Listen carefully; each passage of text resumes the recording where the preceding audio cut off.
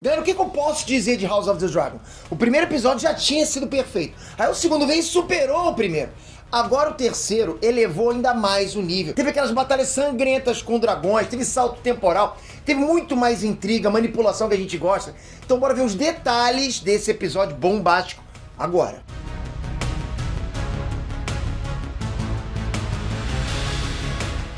Inestrantes, Peter aqui. Agora é assim, né? Todo domingo a gente tem um retorno certo pra Westeros, né? A gente vai estar lá junto, né? E segunda-feira é dia de esmiuçar todos os acontecimentos, todos os simbolismos que rolaram em House of the Dragon. A gente tem sempre esse encontro. E galera, que episódio foi esse agora que a gente viu? Voltou com força total, não voltou? Tudo bem, não é Game of Thrones, mas é o universo Game of Thrones. Foi tenso o tempo todo esse episódio. Tenso. Uma coisa que a gente sentia essa vibe em Game of Thrones antigamente, né? Mesmo nos momentos de viagem, de festa, o tempo todo a tensão tava lá, pairando no ar. E toda essa tensão constante, né, vinha justamente do posicionamento de 3 Targaryens: Viserys, Rhaenyra e Daemon. Cada um no seu contexto lá, com atitudes diferentes, mas os 3 fizeram isso pela história. Deixaram tudo mais difícil. Mas antes de eu explicar os detalhes disso e muito mais nesse vídeo, metralha esse like e comenta aqui embaixo, tá curtindo essa série? Você acha que tá começando com aquela vibe de Game of Thrones que você já não sentia há muito tempo? Comenta aqui embaixo o que você tá achando disso, vamos lá. Bom, do jeito que o episódio 3 passou, agora sim a gente pode dizer que a série tem sim um padrão de narrativa, ok? Porque a gente tem 3 episódios. Os 3 episódios já foram lançados, começaram e terminaram acontecimentos semelhantes em momentos diferentes. Você tinha reparado nisso? O primeiro com a coroação é a nomeação do Viserys lá, que automaticamente excluiu a Rhaenys do trono. E fechou com a nomeação da Rhaenyra, fazendo lá um paralelo justamente com a situação da Rhaenys. Na época dela, ela não pôde ser rainha, mas no presente da série, no momento atual da série, uma mulher pôde. Pelo menos por enquanto. Aí o segundo episódio abriu e fechou com a invasão pirata do rei Engorda Caranguejo. E o terceiro também, mas com destaque da ação do Daemon, né, se colocando à frente desse conflito mais do que ninguém. O que leva a gente a crer que vai ser sempre assim daqui pra frente. Então fica o aviso, atenção com as cenas de abertura, porque elas devem fazer links diretos com a última cena de cada episódio. Também a gente tá percebendo isso direto, né? E falando da primeira cena do episódio 3, a gente tem 2 personagens centrais de lados opostos, mas eles têm muito em comum. De um lado, o Engorda Caranguejo, do outro, o Daemon. Os dois são brutais, são impiedosos, os dois não têm medo da guerra. Mas aí vem um paralelo. Enquanto a maldade e o poder do Engorda Caranguejo domina a praia, o Daemon domina pelo ar. A gente tem a disputa dos 4 elementos da natureza aqui, 2 para cada um. O Engorda Caranguejo matando quem tá na água e na terra, né, ou na areia, e o Daemon matando pelo ar e fogo. Eu aposto que essa eu não tinha sacado. Essa ofensiva do Daemon tá diretamente ligada com o fim do episódio 2, quando ele firmou uma aliança com o Sir Corlys. E mostra também, né, que até ali a série seguia no tempo normal, mas foi só até ali mesmo, né, porque depois rolou um salto temporal de 3 anos. Eu fiquei até surpreso da série nem se preocupar em mostrar o casamento do Viserys e a Alicent. Isso pode ter 2 motivos. Primeiro, que mostra que a série não tá preocupada em ficar desenhando o óbvio, né? A gente sabe que isso seria uma coisa muito óbvia. Se o rei disse que ia casar e mostrou ele casado 3 anos depois, a gente entende que o Viserys manteve a palavra e casou mesmo. Pronto! Segundo, mas não menos importante, é o custo de produção, lógico, né, galera? Esse episódio teve muitas cenas que com certeza tiveram um custo altíssimo. A gente percebe lá, pô, são 2 batalhas em Stepstone, né, com direito ao dragão e tudo, e a festa na Floresta do Rei. São cenas com muita gente, né, muita coisa pra pagar, ou seja, muitos figurinos, cachês, ambientações, né, locais, efeitos visuais. Você sabe como é isso, é muita grana. Então, se eles puderem poupar alguma coisa que seria óbvio, eles vão poupar. E com certeza um casamento real seria ainda mais grandioso, o que custa muito mais caro. Então é mais fácil e menos caro dizer o que aconteceu, pular e mostrar acontecido, concorda? Porque pra gente ficar tranquilo. Mas é claro, galera, eu tô falando de orçamento, mas de maneira nenhuma eu tô dizendo que a série economizou nesse episódio. Não me entenda mal. Pô, os caras estão realmente investindo pra caramba. Porque tá nítido que ela ainda segue cara e caprichada, um nível altíssimo de produção. Junto com a série do Senhor dos Anéis, né, com os Anéis de Poder, pra mim tá a série que tá com mais nível de produção gigantesca. Daí, o que aconteceu? Veio um salto temporal que trouxe 2 grandes conflitos para esse episódio. O primeiro é o nascimento do bebê Aegon II, e o outro é a piora do conflito na costa de Stepstone. Vamos ver um por um o que isso significa, tá? Bom, já de cara todo mundo percebe que o nascimento do filho do rei é uma ameaça para Rhaenyra no trono do futuro. Mas isso simboliza muito mais. A série deixou claro que no começo o rei foi omisso. Foi covarde até, né? Não, os lords botaram pressão durante o aniversário de 2 anos do bebezinho lá para que o rei nomeasse o filho como herdeiro legítimo. E o Viserys, pô, não queria nem saber desse assunto durante a festa. Para os lords, esse evento seria um momento perfeito pra, tipo, sacramentar essa decisão, pra bater o martelo. Mas o rei, galera, escapulia do assunto, escorregava, ele tava escorregadinho, não queria falar sobre isso.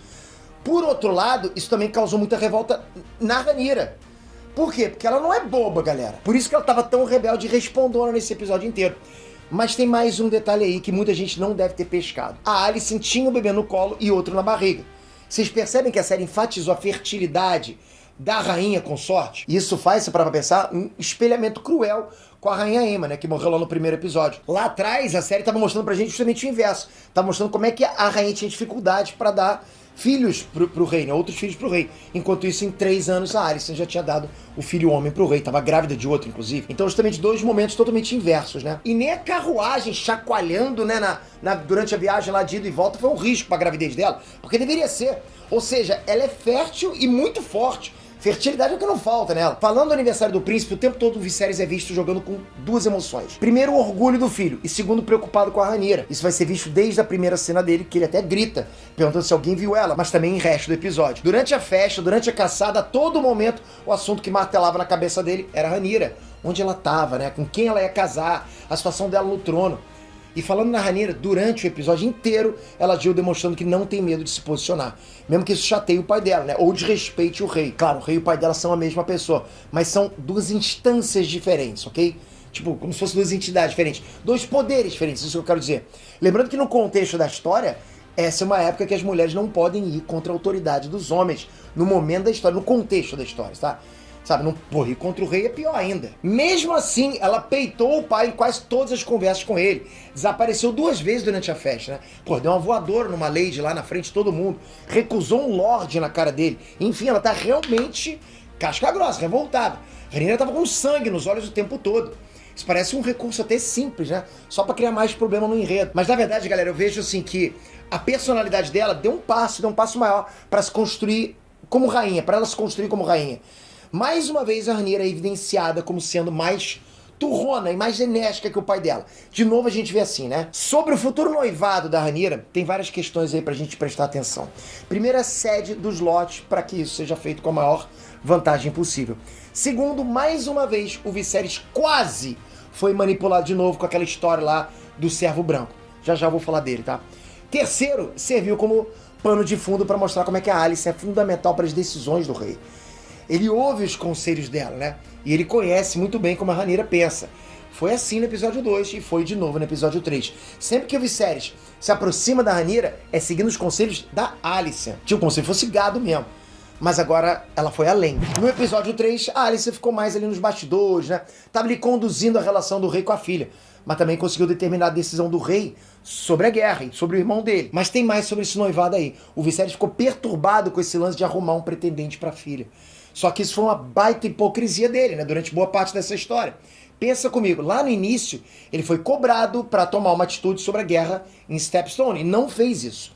Mas aí, logo em seguida, ele cobrou a Rhaenyra a cumprir com as obrigações dela de princesa. É o clássico, né? Tipo, faça o que eu digo, mas não faça o que eu faço. Mas no final, mesmo parecendo muito manipulável, porque parece pra caramba, de novo o Viserys acabou decidindo pelo coração dele e prometeu que não ia substituir a Rhaenyra pelo Aegon no Trono de Ferro. Mas foi por pouco. É aí que entra o Lorde Mão, né? O Otto Hightower. Galera, a gente não pode esquecer que o filho do rei é neto dele.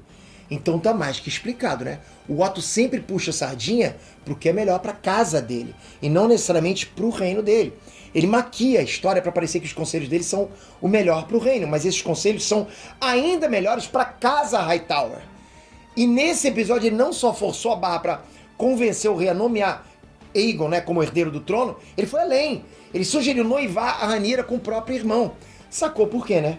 Marido da futura rainha. Pô, ia ser moleza pra fazer o neto dele virar rei do Trono de Ferro. Teve também o lance lá do servo branco visto na floresta no dia do aniversário do príncipe.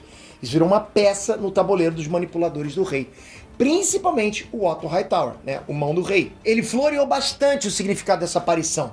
Quase convenceu, inclusive, o rei a acreditar que era um sinal dos deuses sobre o filho dele ser o próximo rei. Porque pra quem não se ligou, galera, vamos lá. O servo branco é um animal raríssimo, quase lendário. Por isso a importância dele. E por isso que foi fácil torcer esse fato aí como um sinal dos deuses. Seria muito fácil continuar mantendo isso, né?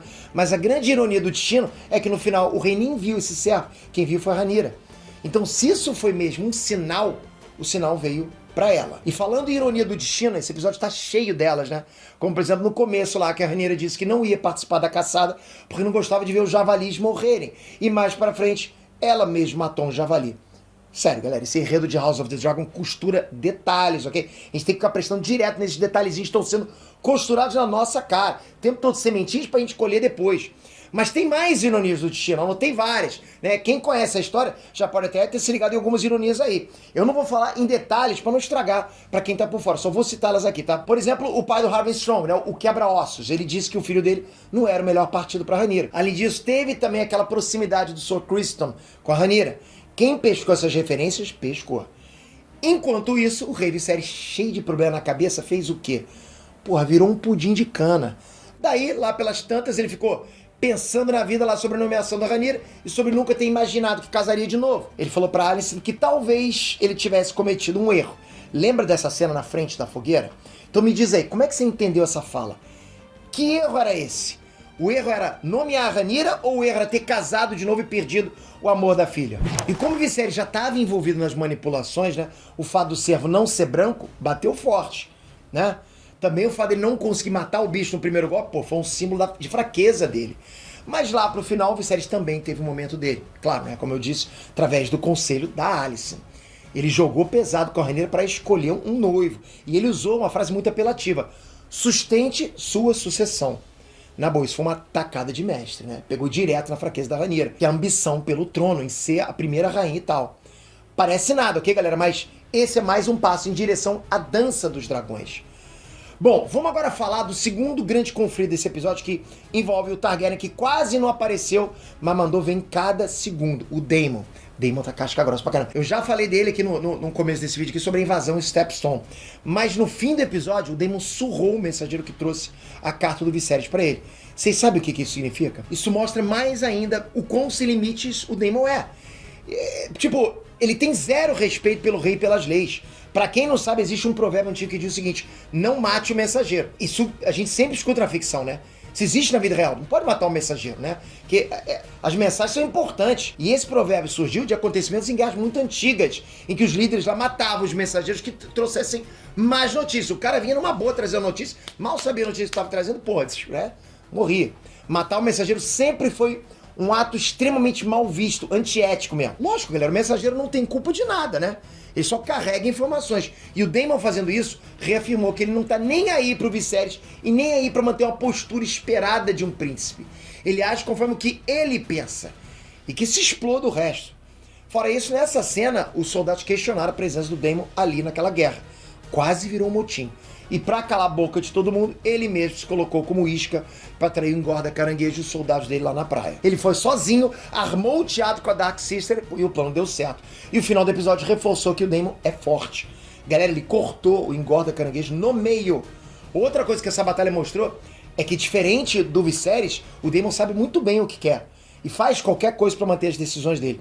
Não importa o perigo, não importa a ética, as consequências, não importa nada. Baita episódio, hein? Você tinha pescado todas as camadas do episódio 3 de House of the Dragon? Já vai comentando aqui embaixo o que você achou, se tinha pescado todos os detalhes. Vai continuar comigo nas teorias e nas próximas análises? Capriche nos comentários, eu preciso desse feedback pra caramba. Mas não sai sem a sua inscrição, pra mim o mais importante é saber que você tá aqui comigo. Isso me movimenta demais, saber que você tá aqui nesse canal com a notificação ativa. Tem que ser isso, inscrito com notificação ativa, porque aí eu sei que pelo menos você tá escolhendo não assistir o que você não quiser e escolher assistir o que você quer. Tamo junto, espero você no próximo vídeo. Valeu, fui!